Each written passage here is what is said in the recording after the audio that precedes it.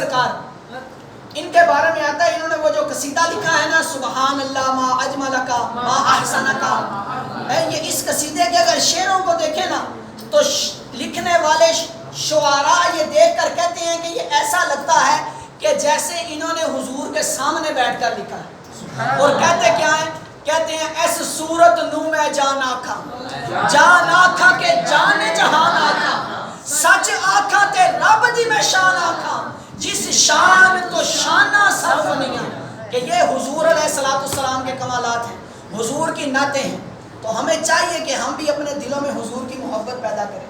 اتنا حسین و جمیل چہرہ، آج غور کریں جن لوگوں نے حضور کی شان کے خلاف لکھا ان کا نام و نشان تک نہیں ہے، اور جنہوں نے حضور کی شان میں لکھا ان کے چرچے آج اسٹیجوں پہ ہوتے ہیں، ان کے کلام آج ہر زبان پہ جاری رہتے ہیں اور وہ بڑے شوق اور لطف سے پڑھتے ہیں۔ تو اگر ہم چاہتے ہیں کہ ہمارا بھی نام حضور کے چاہنے والوں میں آ جائے تو حضور کی تعریفیں کرنے لگ جائیں۔